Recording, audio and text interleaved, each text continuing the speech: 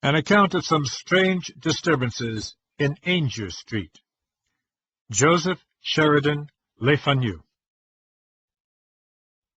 Joseph Sheridan Le Fanu, 1814 to 1873, began his career as a staff writer for the Dublin University magazine. Later he became editor and proprietor. Trained as a lawyer, he preferred journalism. He wrote several popular Irish novels, including Uncle Silas, 1864, and Guy Deverell, 1865, but is best remembered for his ghost and horror stories, including the classic vampire tale Carmilla, 1871.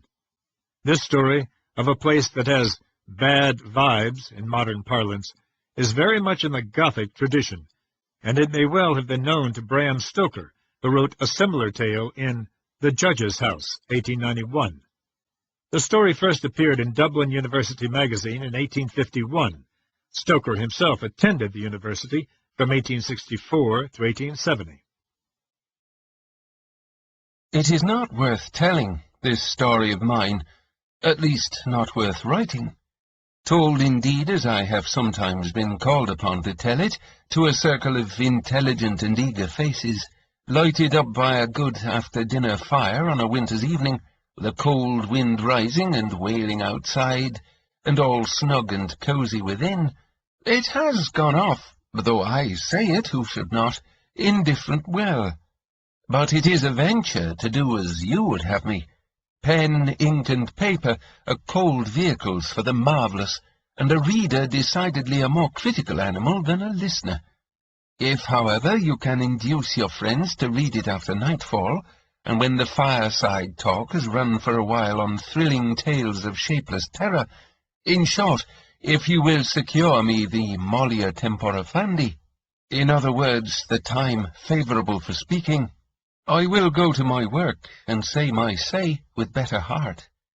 Well then, these conditions presupposed, I shall waste no more words, but tell you simply how it all happened.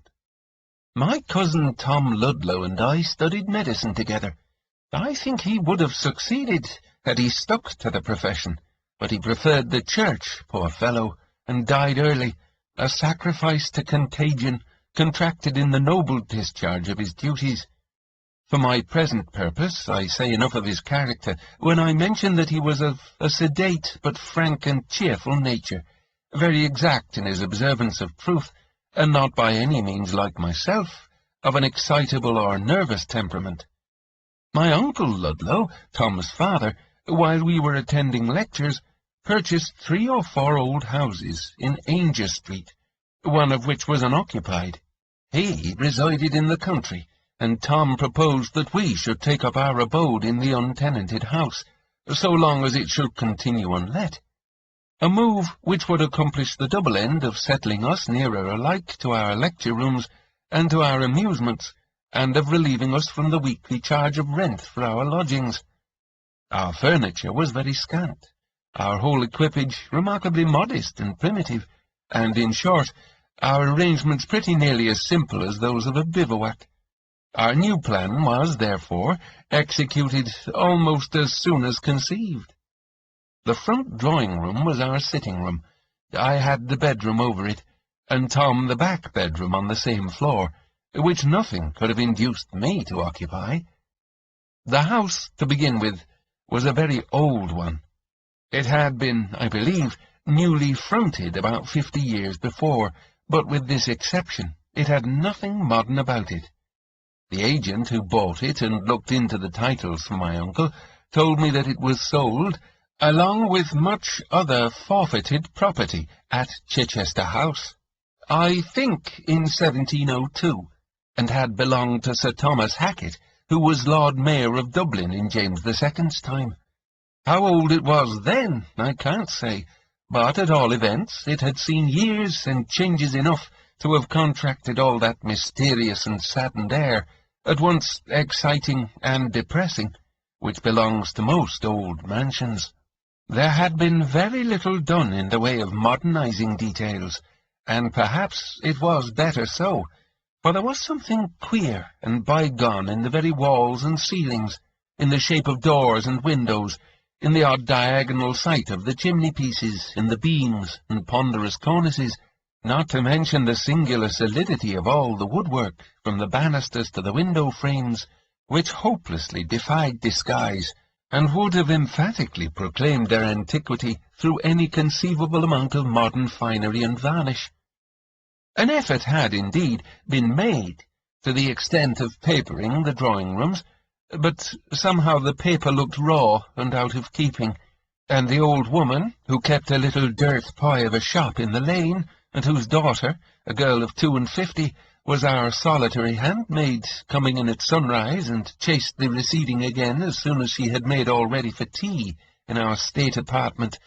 This woman, I say, remembered it when old Judge Horrocks, who, having earned the reputation of a particularly hanging judge, ended by hanging himself, as the coroner's jury found, under an impulse of temporary insanity with a child's skipping rope over the massive old banisters, resided there, entertaining good company with fine venison and rare old port.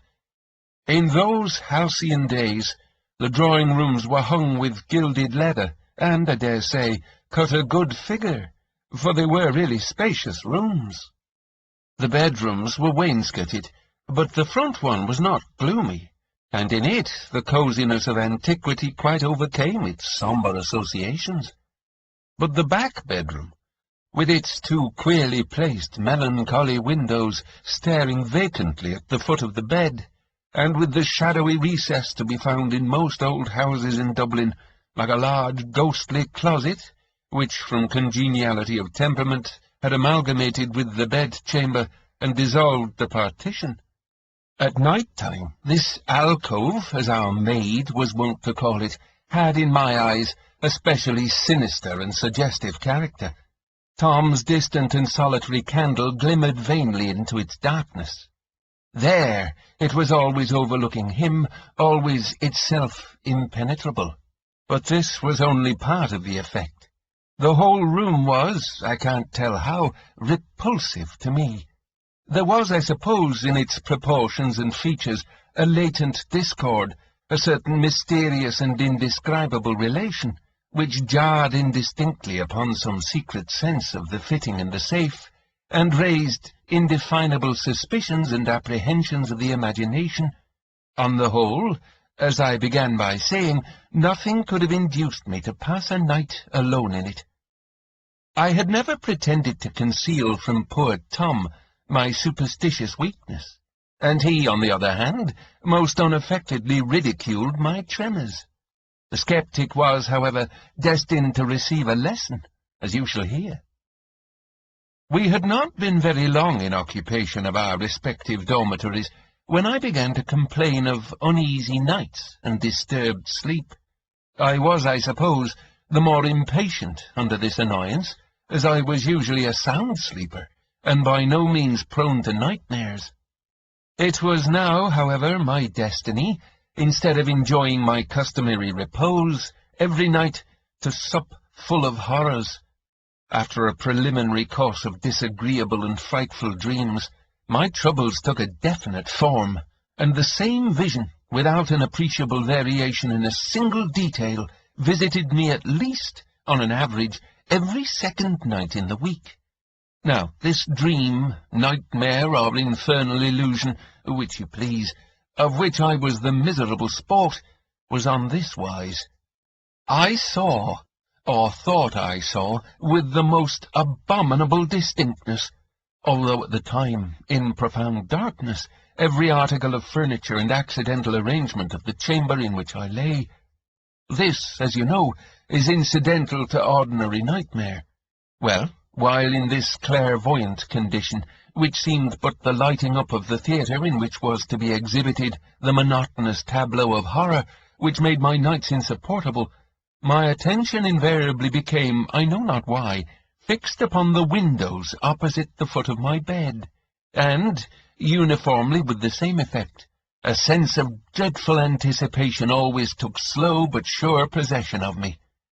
I became somehow conscious of a sort of horrid but undefined preparation going forward in some unknown quarter and by some unknown agency for my torment. and after an interval which always seemed to me of the same length, a picture suddenly flew up to the window, where it remained fixed, as if by an electrical attraction, and my discipline of horror then commenced, to last perhaps for hours. The picture thus mysteriously glued to the window panes was the portrait of an old man in a crimson-flowered silk dressing-gown, the folds of which I could now describe with a countenance embodying a strange mixture of intellect, sensuality, and power, but withal sinister and full of malignant omen. His nose was hooked, like the beak of a vulture, his eyes large, grey, and prominent, and lighted up with a more than mortal cruelty and coldness. These features were surmounted by a crimson velvet cap, the hair that peeped from under which was white with age, while the eyebrows retained their original blackness.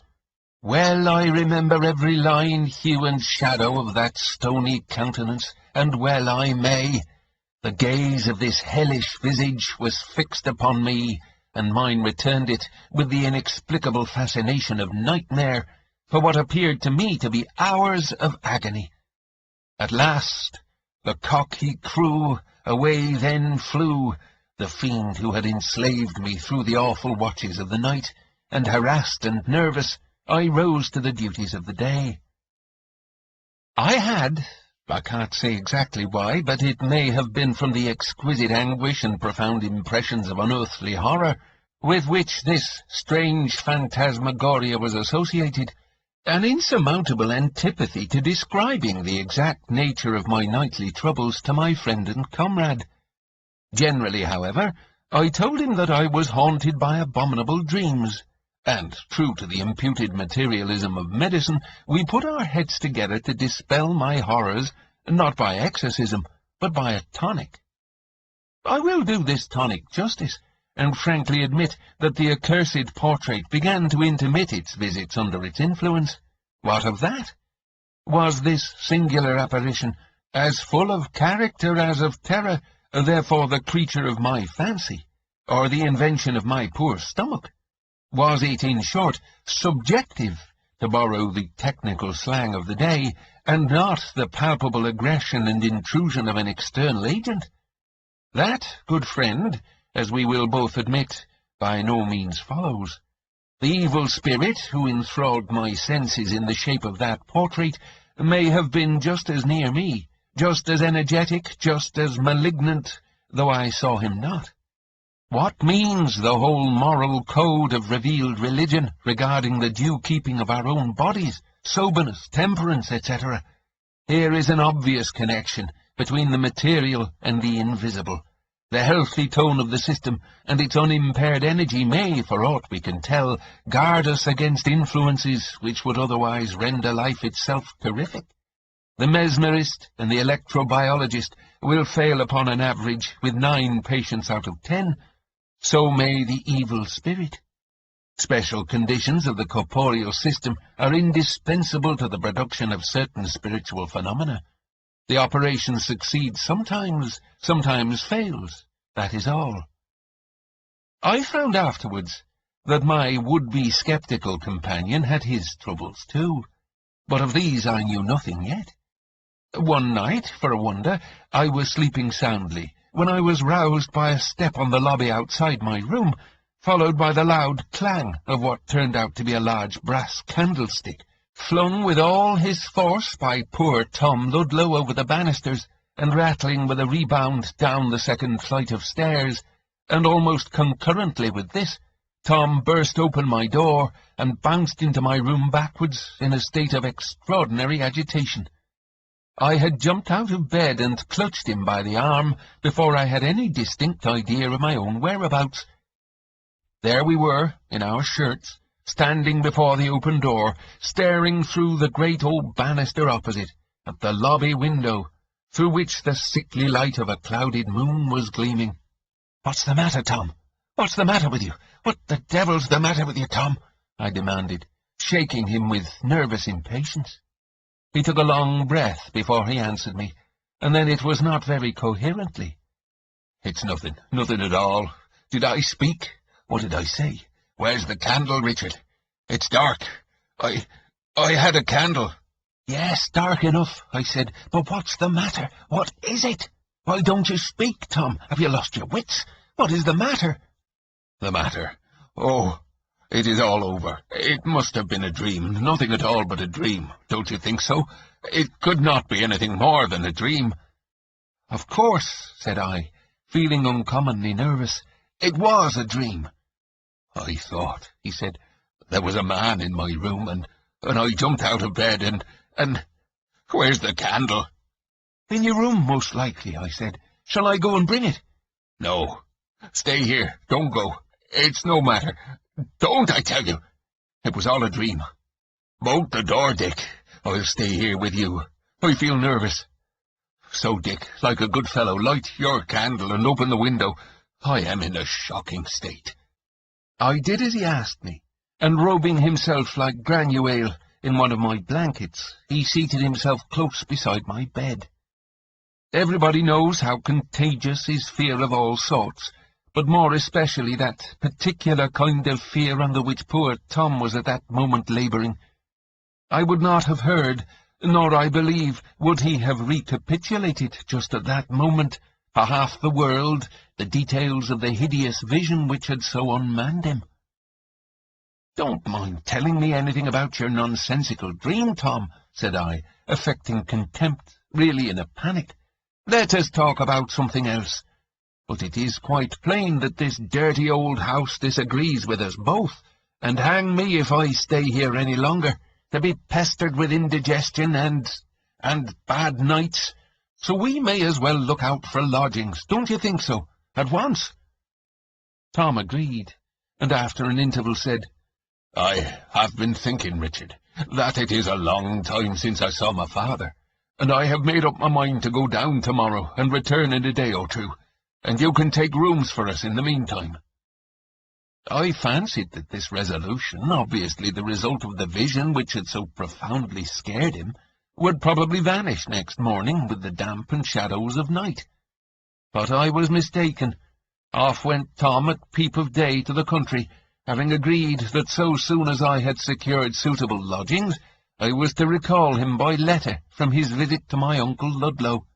Now, anxious as I was to change my quarters, it so happened, owing to a series of petty procrastinations and accidents, that nearly a week elapsed before my bargain was made and my letter of recall on the wing to Tom, and in the meantime a trifling adventure or two had occurred to your humble servant, which, absurd as they now appear, diminished by distance, did certainly at the time serve to whet my appetite for change considerably.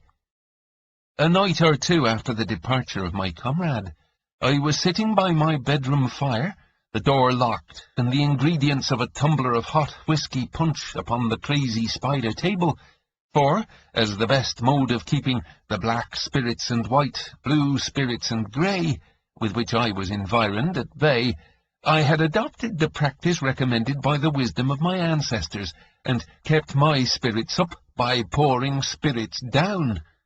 I had thrown aside my volume of anatomy, and was treating myself by way of a tonic, preparatory to my punch and bed, to a half-a-dozen pages of the Spectator, when I heard a step on the flight of stairs descending from the attics. It was 2 o'clock, and the streets were as silent as a churchyard. The sounds were therefore perfectly distinct.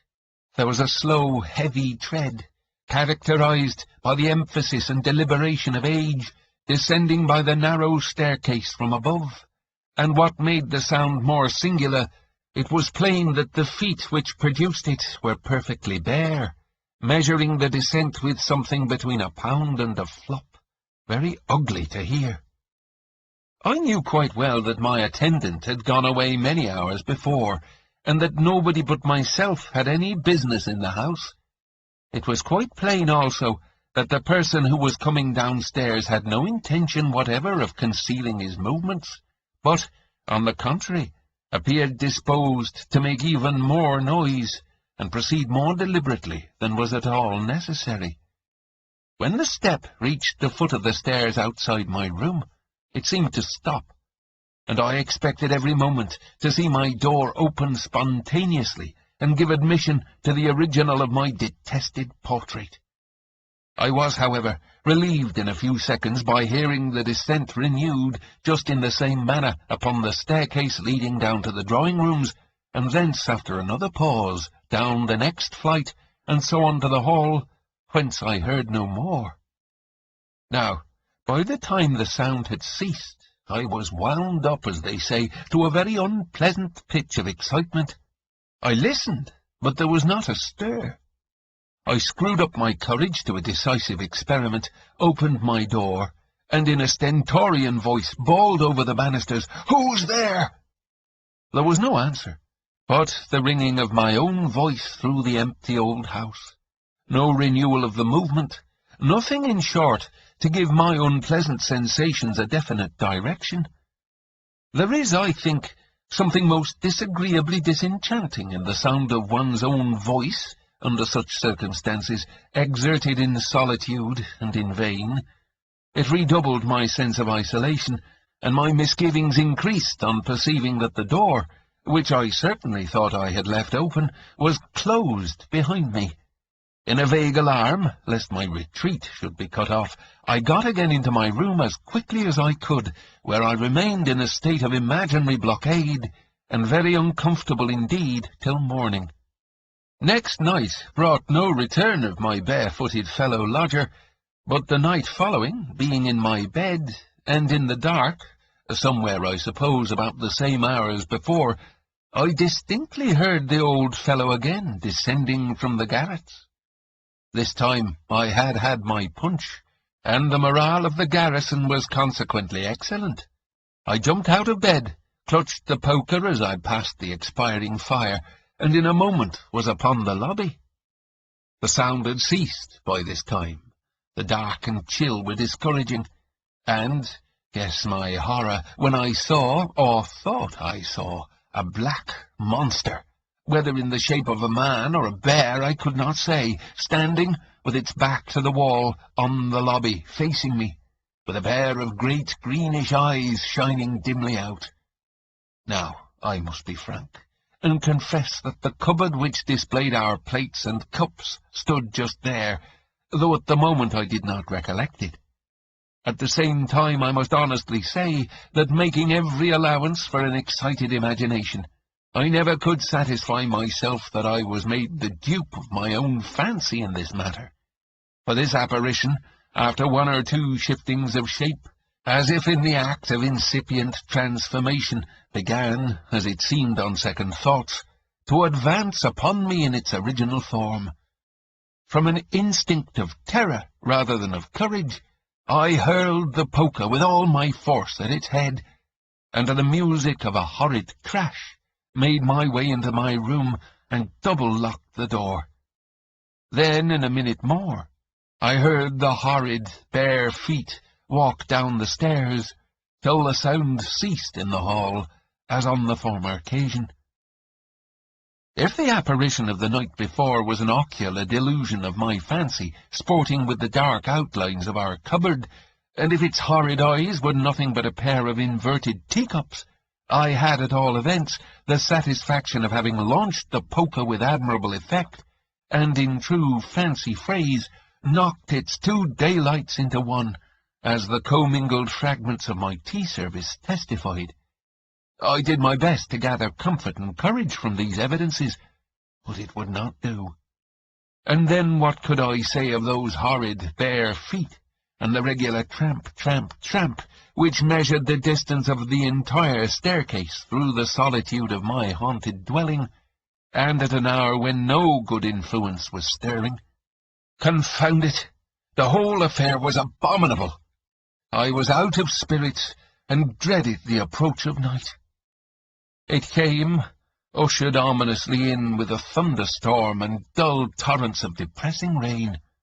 Earlier than usual the streets grew silent, and by 12 o'clock nothing but the comfortless pattering of the rain was to be heard. I made myself as snug as I could.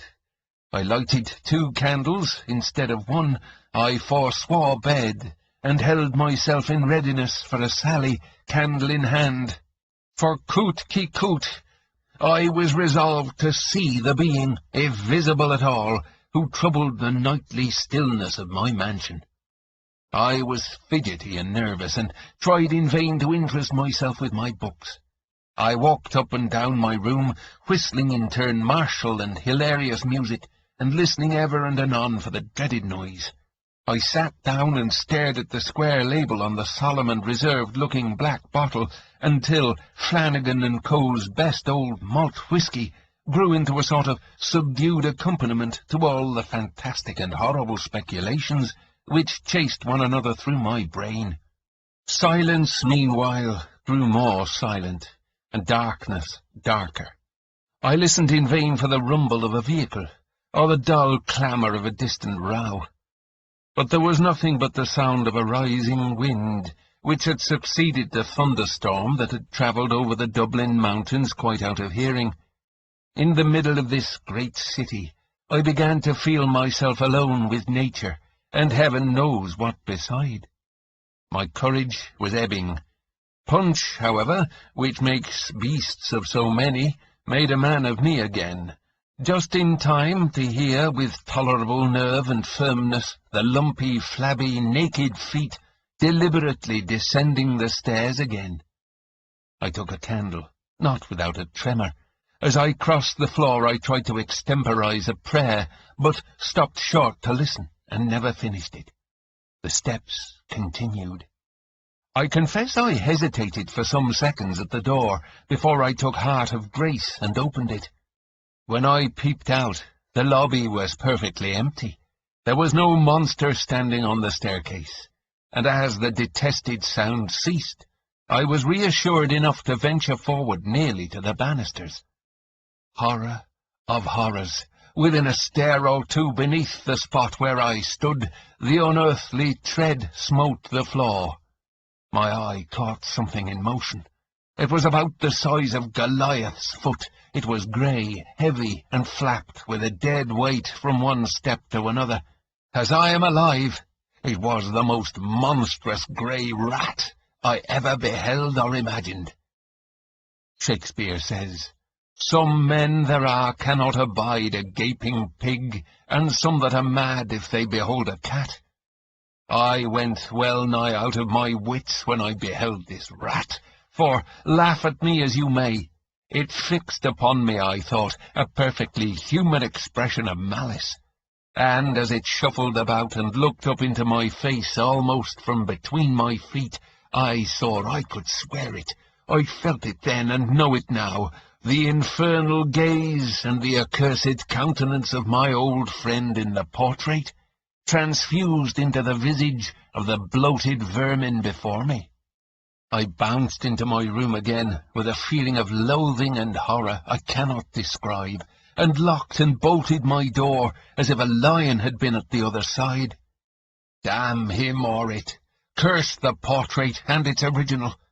I felt in my soul that the rat, yes, the rat I had just seen, was that evil being in masquerade, and rambling through the house upon some infernal night lark. Next morning, I was early trudging through the miry streets, and among other transactions posted a peremptory note recalling Tom. On my return, however, I found a note from my absent chum announcing his intended return next day.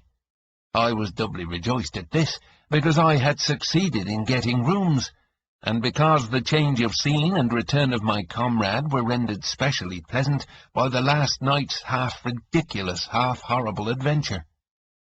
I slept extemporaneously in my new quarters in Diggs Street that night, and next morning returned for breakfast to the haunted mansion, where I was certain Tom would call immediately on his arrival.